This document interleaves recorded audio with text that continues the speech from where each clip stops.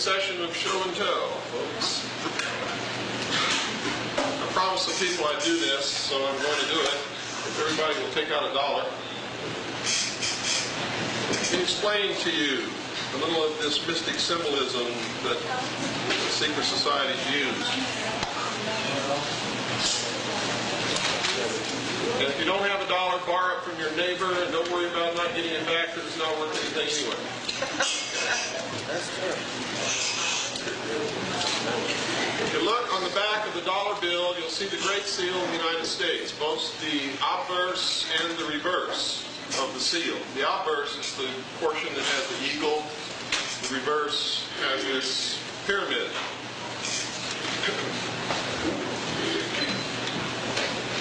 The obverse, or the front face of the Great Seal of the United States, is the one that we're going to look at first.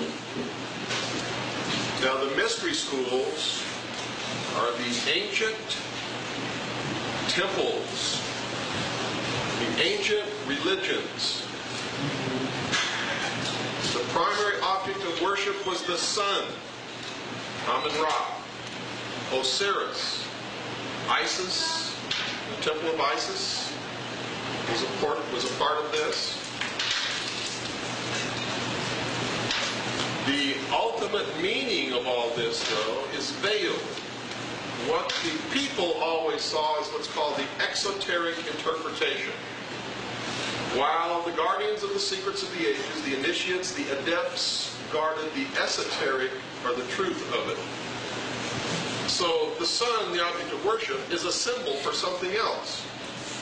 It's also known as the light. It's also known as the intellect. It's also called Lucifer. The primary philosophy is this: that man was held prisoner in the Garden of Eden by an unjust, vindictive God, and he was chained in the bonds of ignorance. Lucifer, the fallen angel of light, who was cast down to the earth to be the ruler of the earth,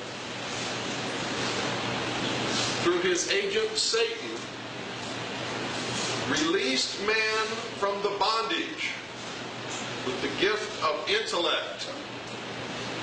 With this intellect, man will develop technology and will become himself God. So when you break all this down to the ultimate end, what they worship is man. They believe that man is God. It is the humanist religion. Does everybody understand what I'm talking about?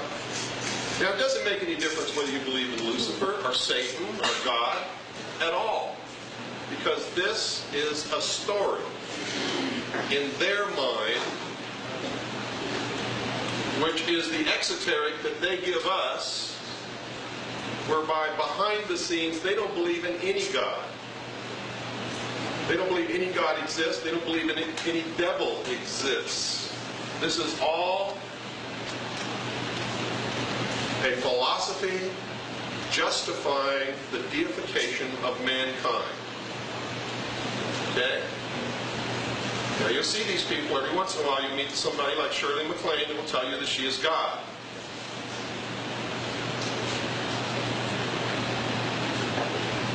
Watch what they do when they get in trouble. You'll find out that they're not God at all. They may even come to you for help. But that's at the very heart root of all of this. The goal of the mystery schools, the modern day mystery schools, is to destroy all existing governments, all existing religions, and chain the mob. That's us. They believe that they're the only ones in the world who possess a truly mature mind, and thus they're the only ones who should rule. And that we are cattle, animals. And this is their philosophy in a nutshell. A nation or world of people who do not use their intellect are no better than animals who do not have intellect and thus are beasts of burden and stakes on the table by choice and consent. And I have to say this, 90% of the time, most people prove them right. Most people have never had an original thought in their life. It's unfortunate, but it's true. Our forefathers belonged to these secret societies. Now, some people have come to me and said, Bill, you claim the Constitution is so great. How can you do that and then say that our forefathers are members of this secret society that's trying to destroy this country and bring about the New World Order? They think there's a dichotomy there, and there's not. Because this was the grand experiment. It was also the antithesis to the monarchs, the kings and queens of Europe, whom they had sworn to topple from their thrones. How do you topple a king from the throne? You give the people, the subjects, a taste of freedom. Go ahead, sir. Just walk around the camera, if you will. All through history, let me give you a little background. All through history, man had claimed that he didn't need to be ruled by kings and queens, and that he wasn't property and he didn't want to be property. Because up until the time this country was founded, no people in this whole world had ever been free and had always been the property of the ruler. The king, the queen, the emperor, whatever they called themselves. Man was a property just like a cow was. What made somebody free, what made them capable of ruling, was genetics. Your line of genetic descent or ancestry determined whether you were going to be property or you were going to be a king. And nothing else determined that. Our forefathers, in their efforts to bring about their dream of a perfect world where they would not be oppressed by kings or queens, or by popes or religions, or by the mob. In their quest for that, they created this nation as the antithesis to the kings and queens and emperors and empresses of the old world. And they knew that if they gave the common man a taste of freedom, that the kings and queens and emperors would topple off their thrones like dominoes in a row across the floor. And that's exactly what happened. Not long after this country was established, the French Revolution took place by the same groups.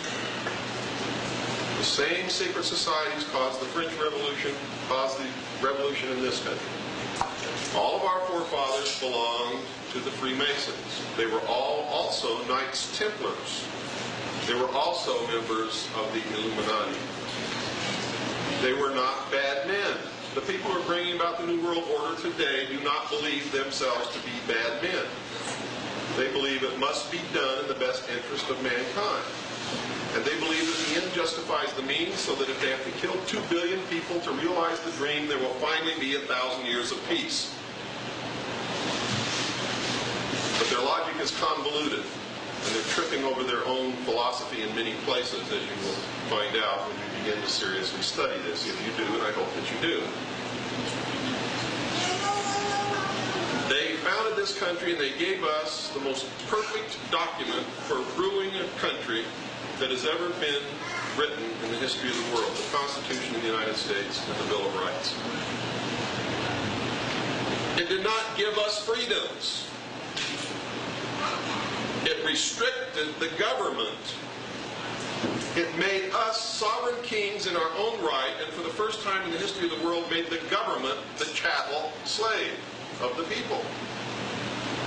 It reversed, turned the tables on everything that had gone before. They built into the Constitution and the Bill of Rights every tool that we would ever need to keep our freedom and stay free.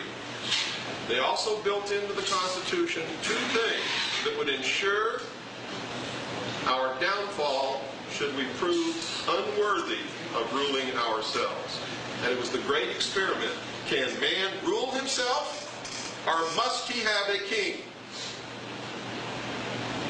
And those 2 things they built into the Constitution was the creation of a foreign country within this country called the federal government residing in the District of Columbia, Washington, D.C.,